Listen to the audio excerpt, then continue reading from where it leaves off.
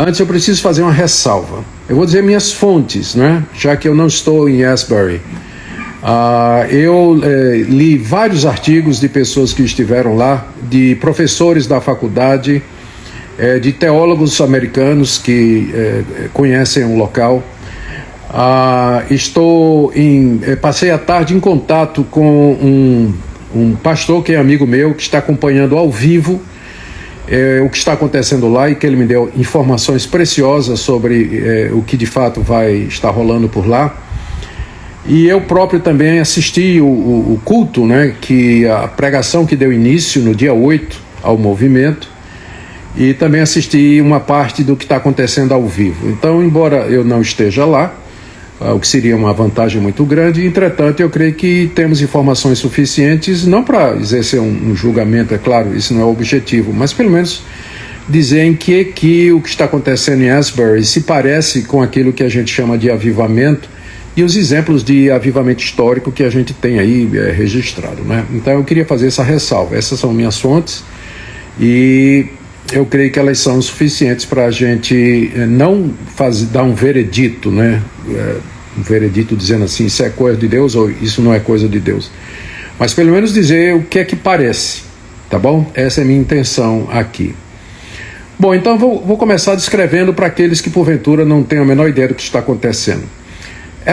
Asbury College é uma universidade cristã localizada no estado do Kentucky, lá nos Estados Unidos, e que tem a tradição de toda semana ter capela, né? Ter culto, pelo menos 3 vezes por semana para todos os alunos. Mas o colégio é de tradição metodista wesleyana, e mais da metade dos alunos são metodistas wesleyanos, e eles têm essa prática de, durante a semana, alguma parte do dia, né? Eu creio que geralmente é pela manhã, eles se reúnem para a capela. A capela cabe cerca de 1.000 pessoas, alguns dizem 1.500 pessoas. E o que aconteceu no dia 8 desse mês foi que eu inclusive assisti a gravação, né, do culto, né, por assim dizer. O preletor, o pregador, não sei exatamente o que ele era, não sei se era um estudante ou um professor, ele falou, era um sermão despretensioso em Romanos 12, e quando ele terminou, ele convidou as pessoas para virem à frente orar, como é o costume lá, e aí as pessoas começaram a orar e não pararam de orar até agora, não é? Então já são 7 dias de oração constante. Não é o mesmo grupo, né? Muita gente saiu, outras pessoas chegaram. Atualmente o local está sendo visitado por pessoas, inclusive de outros países, né? Muita gente dos Estados Unidos e de outros países também. Caravanas estão chegando, e o testemunho unânime, né, das pessoas que têm falado, pelo menos daquelas que eu li o relato, é que de fato há um senso da presença de Deus muito grande ali, enquanto pessoas entram e saem, mas sempre tem gente, às vezes menos 30, 40 pessoas, e de repente está tudo lotado também, não é? Está tudo lotado. Mas a consciência de que há uma presença transcendente, né? Alguma coisa extraordinária acontecendo ali. E o que é que está acontecendo ali? Dá para ver, se você está assistindo ao vivo a transmissão, e se você tem acessado informações de quem esteve lá. O que acontece basicamente é pregação, uma pregação simples, bíblica, oração, adoração, louvor, confissão de pecados, quebrantamento, às vezes choro, pessoas ajoelhadas, outras em pé, né? E isso espontaneamente, não tem uma organização, não tem assim uma programação, né? Alguém que está puxando, né, ou dando tom disso aí. A coisa aconteceu muito espontaneamente, né? Muito naturalmente. E é marcado também pela ausência de determinadas manifestações que geralmente se associa à palavra avivamento. Então, até agora, não tem manifestações de línguas, de profecias, de visões, sonhos. curas, embora eu tenha ouvido relato, na verdade eu devia voltar atrás nisso aqui, eu vi relatos de pessoas que foram curadas. Não é que foram convidadas a vir à frente para serem curadas, quem quisesse ser curado viesse à frente, não é? E também não tem ninguém lá se propondo a curar, mas simplesmente pessoas foram curadas durante o encontro lá, né? Estando lá presente, isso aconteceu. Que é o mesmo fenômeno que eu conheci quando estive na década de 80 na África do Sul, e eu estive no local de um reavivamento entre os Zulus na África do Sul, em Kwasisa-Bantu, e lá vi muitos relatos disso aí. As pessoas iam para a reunião, local da reunião, do avivamento, e não pediam isso, não iam em busca disso e voltavam curadas, pessoas aleijadas, cegas, pessoas com doenças graves e que foram curadas durante o culto, durante a pregação, né? Então, parece que alguma coisa do gênero está acontecendo ali, mas é muito discreto, né? Foi apenas uma pessoa que me informou sobre isso. Então, mas é marcado pela ausência dessas manifestações que geralmente o pessoal associa a avivamento, né? Não tem gente caindo no chão, gente se prostrando, gente gritando, dançando. Não, é tudo muito quieto, muito tranquilo. Aquele senso da presença de Deus, as pessoas confessando pecados e coisas dessa natureza. Então, não é a primeira vez que isso acontece no Asbury College. Essa universidade é conhecida por movimentos assim desde o início desse século. O primeiro aconteceu em 1905. Depois teve mais 2 ou 3, um deles é bem marcante, né, que impactou a cidade toda, não impactou a cidade toda, produziu efeitos extraordinários e, portanto, não é a primeira vez que isso acontece ali no Asbury College. Já é, se não me engano, a 4ª ou 5ª vez. Bom, voltando lá, não é, no dia 8, quando o movimento começou, que ninguém queria, os alunos não queriam sair da capela para ir para as aulas, alguns dos professores mais antigos que já tinham participado do último, que foi, se não me engano, em 2006, eles reconheceram e pensavam que a coisa estava se repetindo, né?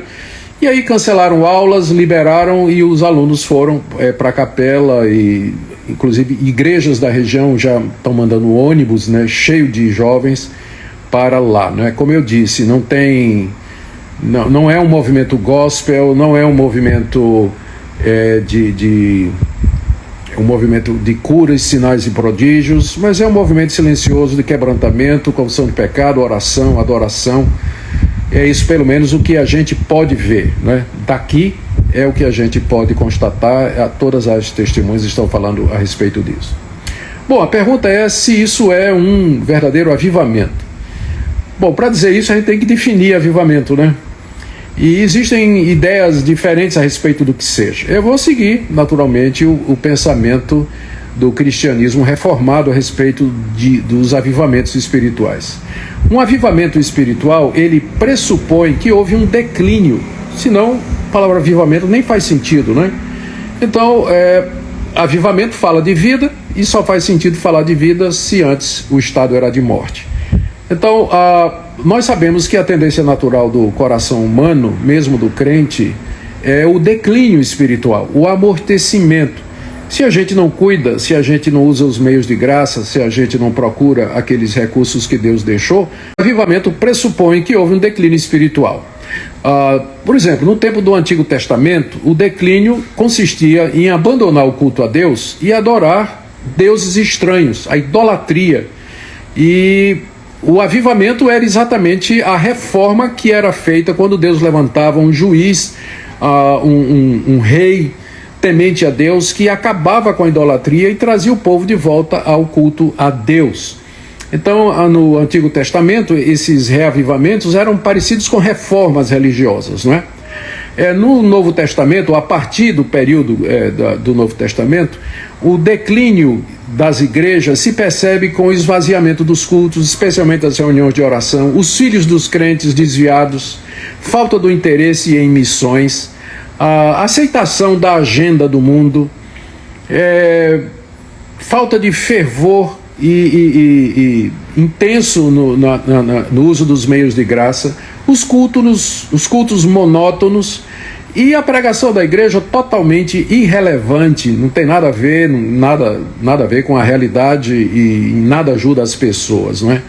Então, quando isso acontece, e pode acontecer numa igreja, numa denominação, num país, numa cidade inteira, quando isso acontece, é preciso um reavivamento, um avivamento espiritual, que consiste em o Espírito Santo vir sobre aquela igreja, aqueles indivíduos, aquela denominação, aquela região ali, trazendo nova vida, uma consciência da presença de Deus tão grande que os crentes começam a ver os seus pecados à luz da sua verdadeira gravidade.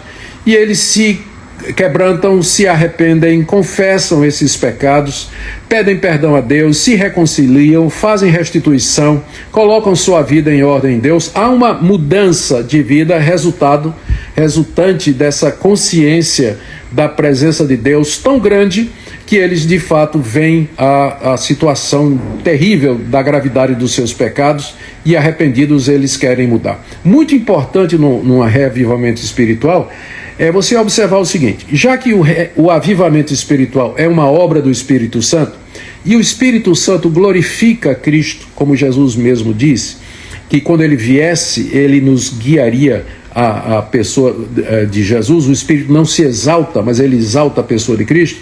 Então, o verdadeiro avivamento espiritual, ele produz a centralidade de Cristo, ele leva as pessoas a Jesus. Então não é só quebrantamento, arrependimento, confissão de pecado, mas uma nova apreciação da pessoa de Cristo, o que ele fez na cruz, a sua beleza, a sua majestade, a sua pessoa adorável, sua pessoa amável, e a pessoa fica, o crente, né, que num avivamento espiritual verdadeiro, ele sente esse gozo, essa alegria, esse amor profundo ao Senhor Jesus Cristo.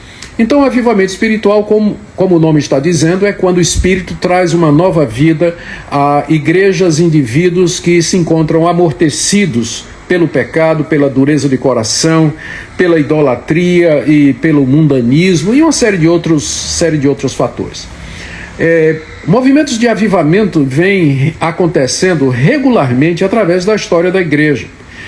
Eu considero a Reforma Protestante talvez o maior de todos os reavivamentos espirituais desde o tempo dos apóstolos, porque consistiu no retorno à palavra de Deus, na exaltação da pessoa de Cristo, na simplicidade do culto, no quebrantamento, no arrependimento, mudança de vida, mudou continentes. A Reforma Protestante impactou a política, a economia, a sociedade em geral. Então, eu considero a Reforma Protestante como um exemplo, né, de um grande avivamento espiritual. Depois da Reforma Protestante, no tempo da pós-reforma, né, que a gente chama às vezes o tempo dos puritanos, no século XVIII houve dois grandes avivamentos espirituais. Um acontecendo na Inglaterra, Escócia e País de Gales, com nomes conhecidos como George Whitefield, que era calvinista, e John Wesley, que era arminiano. Ambos instrumentos de Deus num grande avivamento espiritual na Inglaterra e que transbordou para os Estados Unidos, especialmente através do ministério de George Whitefield, lá nas 13 colônias que deram origem à nação americana, não é? Esse é o tempo também de Jonathan Edwards, um teólogo calvinista, pregador, que foi instrumento de Deus, um grande avivamento. Na verdade, durante o ministério dele, ele viu pelo menos 3 grandes avivamentos espirituais e escreveu talvez o livro mais importante para nós sobre essa questão do que é um verdadeiro avivamento, que é a respeito das afeições religiosas. Ele destrincha as emoções religiosas e ele mostra quais realmente indicam uma ação de Deus e quais as que não indicam necessariamente uma ação de Deus. O livro já está traduzido, né, para o português há bastante tempo, e você que tem interesse deveria procurar esse livro de Jonathan Edwards, As Afeições Religiosas, porque é um clássico a respeito desse assunto. Então, pois bem, no século XVIII tiveram esses dois grandes avivamentos espirituais. No século XIX teve muitos outros, né, mas eu estou dizendo os mais conhecidos. No século XIX você tem o segundo grande avivamento nos Estados Unidos, dessa feita abrangendo e durando cerca de 50 anos, né, abrangendo vários estados da federação. E na época quem se destacou foi o pregador Charles Finney, cuja teologia é questionável. Ele era pelagiano, tinha tinha alguma coisa errada na teologia dele, que não me cabe aqui agora falar, mas se você quiser saber o que eu penso sobre isso, vá na internet, Charles Finney, Augustus Nicodemus, e você vai encontrar alguma coisa minha sobre isso. Mas o ponto é que no tempo de Finney, então, houve esse grande avivamento espiritual chamado Segundo Grande Despertamento, não é? E que produziu os movimentos de santidade, especialmente entre os wesleyanos metodistas, e daí no século XX você tem grandes avivamentos, como por exemplo o que aconteceu no início do século XX na Coreia, na cidade de Pyongyang. Na época as Coreias estavam unificadas, não tinha essa divisão de Coreia do Norte e Coreia do Sul, e tudo começou com a reunião de oração de homens presbiterianos, né? Pois é, para quem acha que presbiteriano não sabe o que é avivamento, né? E começou lá na cidade de Pyongyang, 1000 homens orando, e de repente houve confissão de pecados, arrependimento. Eu prefaciei um livro intitulado O Pentecostes Coreano, onde você pode ler a respeito desse avivamento espiritual que produziu a conversão de milhares de coreanos, a ponto de que a igreja presbiteriana durante muito tempo foi a maior igreja evangélica da Coreia, não é? Hoje eu creio que ela já perdeu essa posição, mas isso não importa. O que importa é que Cristo seja pregado. Também avivamentos foram relatados na China no século XX, não é? E na China talvez tenha mais do que a gente pensa, porque o Partido Comunista não permite a liberação de informações, não é? A respeito do Estado religioso. Então é possível até de que a igreja na China seja maior do que nos Estados Unidos, e nós não sabemos, né? Mas nós sabemos que o evangelho vem crescendo na China, Então notícias no país de Gales, notícias da Escócia também, e na própria África do Sul, eu já mencionei um avivamento que começou na década de 60 através de um pastor luterano alemão chamado Erlo Stegen, que eu tive o privilégio de conhecer, inclusive trouxe aqui ao Brasil para pregar. E foi um momento extraordinário. Eu estive lá na região do avivamento em 3 ocasiões, e foi realmente extraordinário. Quando eu visitei lá o avivamento entre os Zulus, o apartheid estava em pleno vigor, e era uma coisa brutal de ver, não é? A fila de pretos e fila de brancos, né? Cidades de pretos, cidade de brancos, igrejas de pretos e igrejas de brancos. E lá na região do avivamento havia um templo para 10.000 pessoas lá, né? Reuniões extraordinárias, né? Coisas assim, está na própria presença de Deus quase. Foi lá que eu vi, na África do Sul, a remoção do racismo e de toda animosidade, pretos e brancos adorando juntos, na mesma fila para o almoço, conversando como irmãos, sem qualquer restrição, sem nada, não é? Porque a gente sabe que esses problemas, eles têm origem no coração. E o avivamento mesmo, a obra genuína do Espírito Santo, tende a ir lá na raiz do problema e mudar e transformar o coração das pessoas. Então, historicamente, nós poderíamos apontar para diversos movimentos que nós chamaríamos de despertamento espiritual ou reavivamento espiritual. E aí, naturalmente, né, vem a pergunta, então, o que é que esses movimentos têm em comum, não é? O que é que caracterizaria alguma coisa como um verdadeiro avivamento espiritual? Eu diria a centralidade da palavra de Deus. Já falei sobre a centralidade da pessoa bendita do Senhor Jesus, consciência de pecado, arrependimento, confissão e mudança de vida, santidade. Então eu creio que estas são as características de um verdadeiro avivamento espiritual, e essas características estão presentes nesses movimentos que eu falei aí historicamente, não é? Falei historicamente. Muito bem, e aí vem a pergunta, não é, se o que está acontecendo lá no Asbury College é alguma coisa que se encaixaria nessa definição de avivamento. Para aqueles irmãos que acham que avivamento tem a ver com línguas, sinais, prodígios e coisas do tipo, então o que está acontecendo lá não é um avivamento, porque não tem nada disso, por enquanto, acontecendo lá. Mas tem essas coisas aí que eu mencionei: a pregação da palavra, há arrependimento, há oração, há confissão de pecados, há testemunhos de pessoas dizendo que se converteram e muita gente se convertendo e mudando de vida, né, dizendo isso. Então eu creio que é seguro a gente dizer que, pelas evidências até agora, o que está acontecendo em Asbury parece ser um avivamento genuíno, se comparado com os demais avivamentos históricos que já foram mencionados, porque lá se percebe essas coisas que eu acabei de mencionar. Pode ser emocionalismo? Claro. Não seria a primeira vez que pessoas confundem emocionalismo com uma obra genuína do Espírito Santo. E é compreensível, porque nós somos religiosos por natureza, nós somos feitos para andar com Deus, para adorar a Deus. Nós somos seres religiosos, nós vivemos coram Deo, diante de Deus, quer creiamos nele ou não. Então há uma tendência, o coração humano ele pode produzir emoções religiosas sem que isso seja uma obra do Espírito Santo.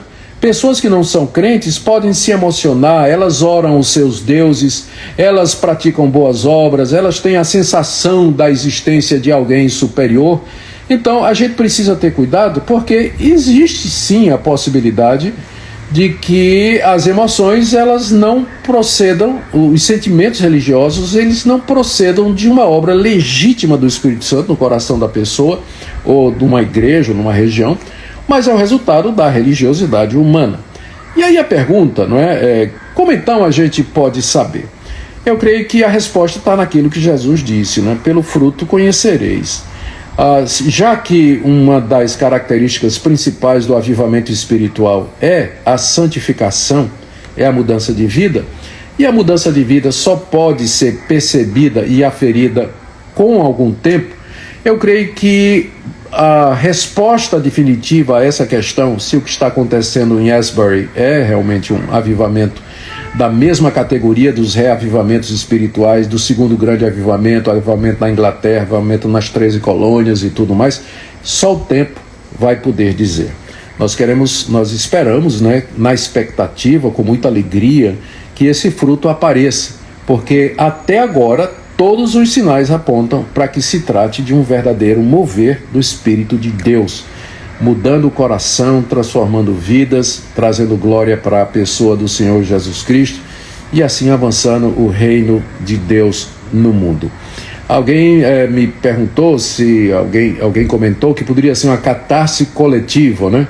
Catarse coletiva é quando várias pessoas se apoiam, conversam entre si e desabafam umas com as outras com o fim de encontrar paz, tranquilidade e leveza, né, para os seus corações. Eu não acho que o que está acontecendo lá é uma catarse coletiva, né, algo só de natureza emocional. Eu creio que primariamente é alguma coisa de natureza espiritual. As pessoas estão lá buscando reconciliação com Deus e reconciliação com o próximo. O resultado disso é leveza de alma, é paz, é alegria, é êxtase, é júbilo, e que você pode chamar, se quiser, de catarse, mas em si, eu não creio que é um fenômeno apenas psicológico, pelos sinais que eu já demonstrei e que eu já vi aqui. Para você que está chegando agora, eu estou avisando, né? Eu vou repetir o aviso que eu dei no início, de que eu desativei os comentários. O motivo é óbvio, né? O assunto é polêmico, muita gente pensa muita coisa a respeito disso, e o comentário ia virar uma verdadeira batalha, né? Eu sei como é isso. Então eu desativei, mas você pode fazer sua pergunta ali no balãozinho de perguntas. E agora eu vou tentar começar a responder algumas perguntas, porque eu não queria me demorar muito, né? Não queria me demorar muito aqui nessa noite. Então vamos ver algumas perguntas aqui. Então, tem uma pergunta aqui do David Tenório: devemos conclamar a igreja no Brasil para orar por isso também?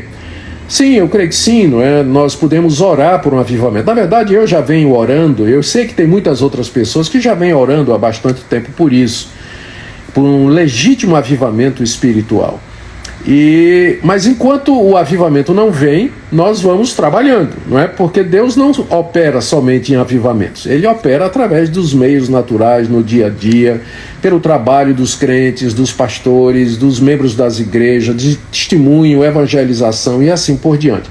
Mas um avivamento espiritual é um extra, né? É alguma coisa extraordinária, e devemos sim orar para que Deus nos mande um avivamento espiritual de magnitude nacional. Aqui tem a pergunta do Silas. Ele diz assim: ouvi dizer que o Brasil seria o próximo celeiro do avivamento espiritual. Existe fundamento para isso? Olha, Silas, ninguém pode prever, porque uma das características do avivamento espiritual é que ele é imprevisível. O Espírito Santo é soberano. Ele sopra onde quer. Veja o que está acontecendo em Asbury. Considerando que é um avivamento espiritual genuíno, começou num culto da capela dos estudantes, que acontece normalmente toda semana. Não foi planejado, não tinha um grande pastor, um nome evangélico, um cantor gospel, um teólogo conhecido. Ninguém fez propaganda, ninguém divulgou nas mídias sociais. Era uma coisa rotineira e de repente começou. Então, quem pode prever? Deus é soberano nisso. A gente ora para que Deus dê um avivamento, mas a gente se submete à vontade de Deus, porque como o próprio Jesus Cristo disse, né? O vento sopra onde quer, você ouve a sua voz, mas não sabe de onde ele vem, nem para onde ele vai. E ele estava se referindo à obra do Espírito Santo. Vamos ver aqui mais uma pergunta. Aqui tem uma afirmação do Eliezer Jardim. Ele está dizendo: para mim isso é o mais próximo de um avivamento genuíno, sem loucuras e cultos irracionais. Concorda? Concordo sim, Eliezer, até agora, pelo que a gente tem visto e ouvido, e eu espero que permaneça assim. Tem tudo para ser um verdadeiro avivamento espiritual, sem aquelas loucuras e absurdos que as pessoas associam à ação do Espírito Santo de Deus. Aqui tem uma pergunta da Rosiane: podemos pressupor que o avivamento seria uma evidência para a volta imagino que de Cristo, não é? Porque eu não estou conseguindo ler aqui. Olha, Rosiane, eu creio que antes da vinda do Senhor Jesus, duas coisas vão estar acontecendo. Lembra que Jesus Cristo disse que o amor de muitos haveria de esfriar. Então é o oposto de um avivamento. Então eu creio na apostasia. Antes da vinda de Cristo, a igreja, uma grande parte da igreja vai apostatar, vai abandonar a verdadeira fé, vai esfriar no amor. Mas também Jesus disse que o evangelho seria pregado em todo o mundo, o que pressupõe uma igreja avivada. Então você vai ter as duas coisas: uma parte da cristandade apóstata e uma parte avivada pregando o evangelho.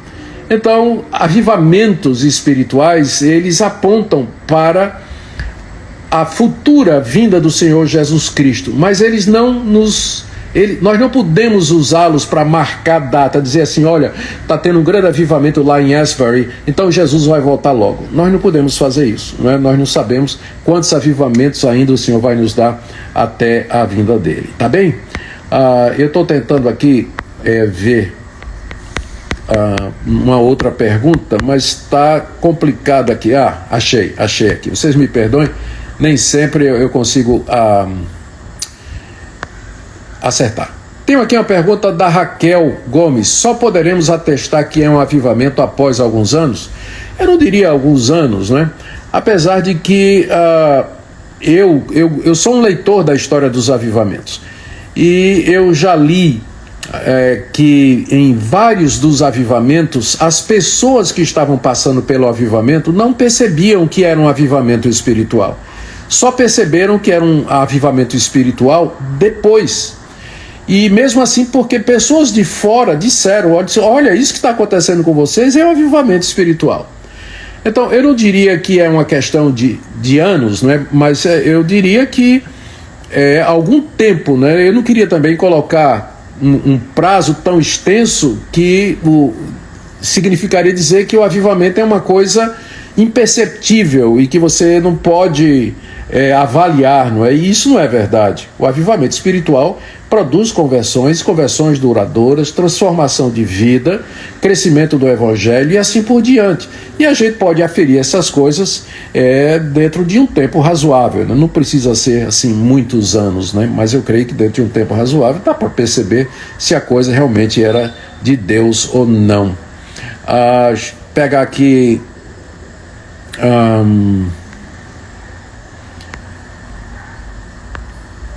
tem uma pergunta interessante. Pastor Cleiton Nunes, boa noite, pastor. O senhor não acha que por conta das redes sociais isso acaba perdendo a originalidade? Pastor, você sabe que essa é uma das minhas preocupações, não é? Porque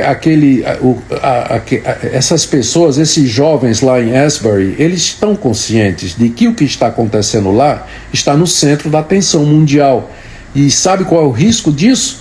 Vaidade, soberba. Dizer assim, puxa, Deus nos escolheu para derramar seu Espírito Santo aqui na nossa capela. Isso, o mundo inteiro está olhando para nós. Então a gente deve ser diferenciado ou especial. Existe esse risco. E é um risco que todos nós corremos. Toda vez que nós somos abençoados, né, ou somos privilegiados de alguma forma, a gente tende a gente corre o risco do nosso coração se elevar e a gente pensar que é alguma coisa. Então a minha oração tem sido a Deus que o que está acontecendo em Asbury se mantenha humilde, grato e não pensem de si mais do que convém, porque é só graça, é só a misericórdia de Deus, conversões, quebrantamento, transformações, a mudança de vida, só a graça de Deus.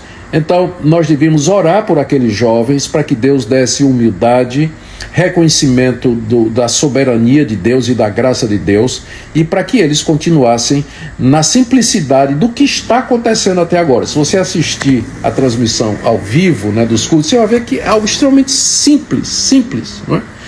Não é nada elaborado, nada, é uma coisa simples e que permaneça assim, porque essa é de fato a maneira como geralmente o Espírito Santo atua, não é? Nos corações, quebrantando, mudando e transformando. Vamos ver aqui mais uma pergunta. Né? É brincadeira, né? Rafael Souza, jogar na Mega Sena é pecado. Ô, Rafael, a gente tá falando de outra coisa aqui, rapaz. Aqui tem uma pergunta da Lígia Oru. Por que tantos de nós estamos questionando a autenticidade da obra do Espírito Santo? Somos incrédulos? Não seria mais fácil reconhecê-lo? Ô Lígia, veja só, se só houvesse o Espírito Santo no mundo, então seria realmente incredulidade e ofender a Deus a gente tentar avaliar se o que está acontecendo é dele. Mas não existe só o Espírito Santo no mundo. Existem os espíritos imundos, que são os anjos caídos e os demônios, e existe o espírito humano, que está manchado pelo pecado e que produz efeitos pecaminosos e sensações pecaminosas. É por isso que a Bíblia manda que a gente examine todas as coisas. É por isso que o apóstolo João nos diz lá na sua primeira carta: amados, não creiais em todo espírito, mas provai se os espíritos procedem de Deus. Então a própria Bíblia nos conclama a examinar as manifestações espirituais. Não é pecado, nem é incredulidade a gente olhar para o que está acontecendo em Asbury e procurar discernir se aquilo é uma obra de Deus, porque existem avivamentos falsos, existe emocionalismo, existem fake imitações, como Lutero dizia, o diabo é o macaco de Deus, o que Deus faz o diabo imita. Então é preciso muita cautela. Por um lado, a gente não pode ser cético, não é incrédulo a ponto de não acreditar em nada, mas por outro, a gente não pode ser crédulo, acreditar em tudo que aparece por aí como se fosse realmente procedente de Deus, quando o próprio Jesus Cristo nos disse: cuidado, virão falsos profetas fazendo sinais e prodígios em meu nome, e se possível enganariam até os eleitos. O próprio Jesus advertiu a gente para ser cauteloso, para a gente examinar todas as coisas.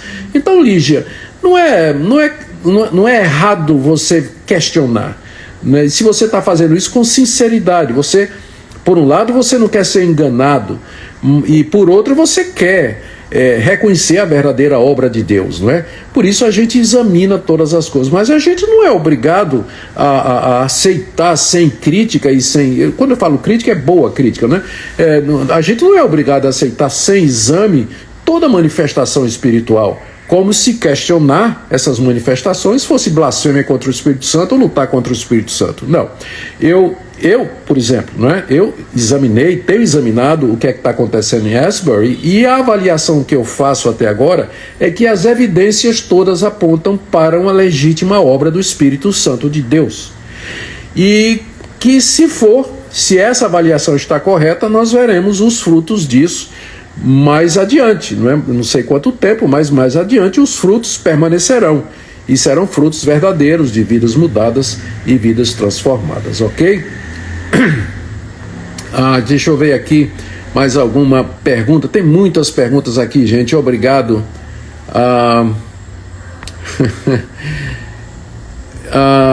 Aqui tem uma pergunta do Pablo. Estou há 3 horas, devo ir lá? Você iria se estivesse perto? Claro, eu tive vontade de pegar um avião aqui e ir para lá para ver.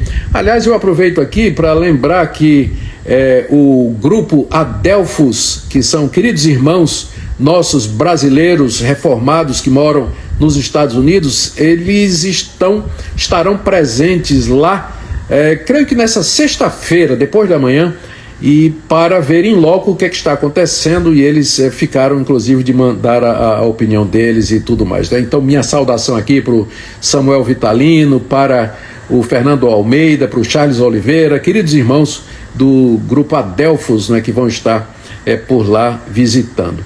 Então, se eu pudesse eu iria, não é? Se eu pudesse eu iria. Vários amigos meus ali da região estão indo também.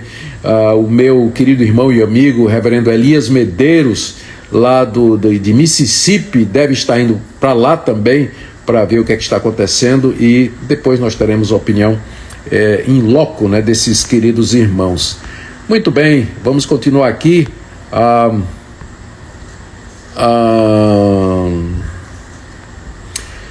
Tem uma pergunta aqui que o Eric de Almeida Freitas mencionou aqui que nos Estados Unidos houve o avivamento na Rua Azusa, e que foi o movimento que deu origem ao movimento pentecostal, não é? Eu deixei de mencionar esse movimento porque eu estava me referindo aos movimentos históricos que eram marcados pela ausência dessas manifestações, línguas e profecias, e centrava mais no quebrantamento, no arrependimento, pregação da palavra de Deus e assim por diante. Mas certamente não se pode negar a presença de Deus na obra de avivamento, não é? Através do movimento pentecostal, que tem evangelizado o mundo, não é? Os irmãos pentecostais têm sido instrumentos de Deus para alcançar o mundo todo. Apenas o movimento pentecostal, ele não é geralmente classificado dentro dos avivamentos históricos, exatamente porque ele tem características próprias, que são aquelas coisas que eu já mencionei, não é? Deixe-me agora ver mais alguma pergunta aqui. Nossa, Ministério Feminino, fale um pouco, por favor. Não, agora não, né? Agora não. Cristão Destemido faz uma pergunta. Algumas pessoas deixaram de ser cessacionistas? Eu peguei essa pergunta porque eu creio que o termo cessacionista, ele é usado de uma maneira muito equivocada, não é? As pessoas pensam que cessacionista é alguém, inclusive me chamam de cessacionista, né? É alguém que não acredita no Espírito Santo e não acredita em dons espirituais. Isso está muito longe da verdade, né? E os irmãos precisavam ter cuidado antes de usar esse adjetivo, né? Eu, por exemplo, claro que eu creio no Espírito Santo, eu creio no poder do Espírito Santo, busco uma vida cheia do Espírito Santo, quero andar no Espírito Santo, não quero ofender o Espírito Santo, nem entristecer o Espírito Santo, creio nos dons espirituais, tem 5 listas de dons espirituais no Novo Testamento, eu creio que aquelas listas são para a Igreja de Jesus Cristo, apenas entendo que o período de revelação cessou o período de revelação, com a feitura da Bíblia. Uma vez que o cânon bíblico fechou, ali Deus nos deu a sua revelação escrita. Tudo que Deus queria nos dizer está na Bíblia. Então não há novas revelações. Portanto, dons que estão ligados a novas revelações, eles cessaram com o fechamento da Bíblia.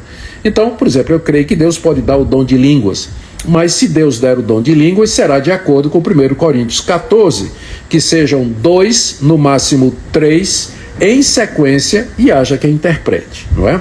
E os profetas têm que todos ser julgados, e se alguém profetizar em vão, ele deveria ser disciplinado. Quando eu digo em vão, é dizer alguma coisa que está errada, não é que ele anuncia uma coisa e a coisa não acontece, aí vai dizer que é falta de fé dos outros. Não, o profeta verdadeiro, quando fala acontece, deveria ser disciplinado, excluído, né? Com profetas que são dessa forma.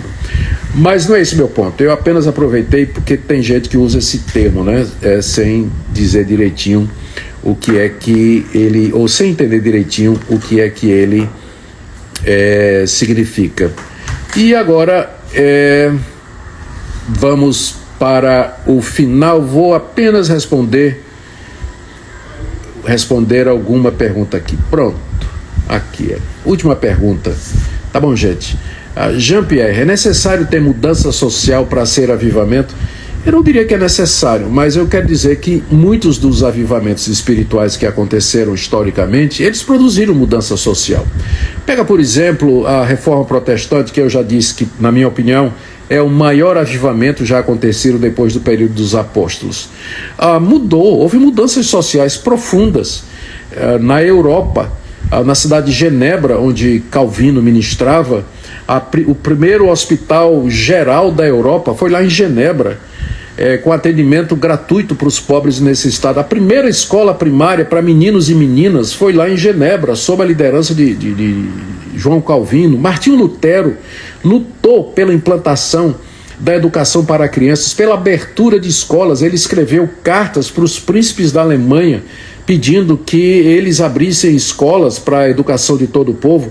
Então, todo avivamento espiritual, porque ele muda o coração das pessoas, ele vai mudar o coração também de juízes, governadores, senadores, políticos, educadores, não vai? Ele muda, porque essas pessoas se convertem durante um avivamento espiritual, e naturalmente eles vão levar para o trabalho deles essa nova visão de mundo, a cosmovisão espiritual cristã, e que vai então, ao longo prazo, impactar a sociedade de diversas maneiras. Então isso aconteceu no passado, né? O grande avivamento nas 13 colônias que deram origem aos Estados Unidos provocou mudanças e impulsionou a matriz desse país, né, que é os Estados Unidos da América, que durante muito tempo eu creio que ainda é o maior país evangélico do mundo, né? Talvez perdendo para a China, né, como eu já mencionei. Então não é que, às vezes o avivamento ele é localizado. Eu vou contar aqui uma experiência pessoal minha, e com isso eu vou terminar, não é? Uma vez eu fui pregar numa igreja, e aqui na cidade de Recife, isso faz alguns anos já, e era aniversário da igreja, eu tinha que pregar sábado à noite, domingo de manhã, domingo à noite. Preguei sábado à noite, preguei domingo de manhã, domingo à tarde eu fiquei doente, fiquei gripado. Pensei em dizer para o pastor, olha pastor, eu não vou hoje à noite, que eu não estou em condições, mas eu pensei, é só mais um pouco, né? E aí termina, fecha o meu compromisso. Aí eu fui, não tive nem tempo de preparar o sermão, E aí quando chegou a hora de pregar, a igreja cheia, eu falei durante 15 minutos sobre uma devocional que eu tinha, a minha leitura diária da Bíblia, né, que é aquela passagem de Mateus que Jesus diz que se você trouxer ao altar a sua oferta e lembrar que seu irmão tem alguma coisa contra você, vá se reconciliar com seu irmão e depois traga a sua oferta. Então eu falei daquilo ali, da necessidade de reconciliação para poder prestar culto a Deus e tudo, mas eu me sentei procurando um buraco para me esconder, porque para mim foi o pior sermão da minha vida. Aí o pastor da igreja se levantou para terminar o culto, quando alguém levantou a mão lá no meio da igreja. Gente, numa igreja presbiteriana, isso é inusitado, né? Alguém levantou a mão, era um diácono chamado Otton Guanais Dourado Filho. Ele era filho do meu professor de teologia, de pregação lá no seminário, era diácono. Ele pediu a palavra e veio até o púlpito pegou o microfone, virou-se para o pastor da igreja e disse: pastor, eu quero pedir perdão ao senhor, porque eu venho falando mal do senhor pelas costas. O pastor ficou surpreso e pediu perdão, aceitou o pedido de perdão, quando outra mão se levantou. Eu estava vendo isso lá de cima, né? Outra mão se levantou, era uma moça. Ela ficou em pé e gritou para outra moça do outro lado da igreja: fulana, eu também tenho falado mal de você, quero pedir perdão a você. Aí outra mão se levantou, mesma coisa, confissão de pecado. Fizeram fila ali em frente ao púlpito, de gente subindo ao púlpito para pedir perdão, para se reconciliar. Choro. A reunião foi até meia-noite. Até meia-noite.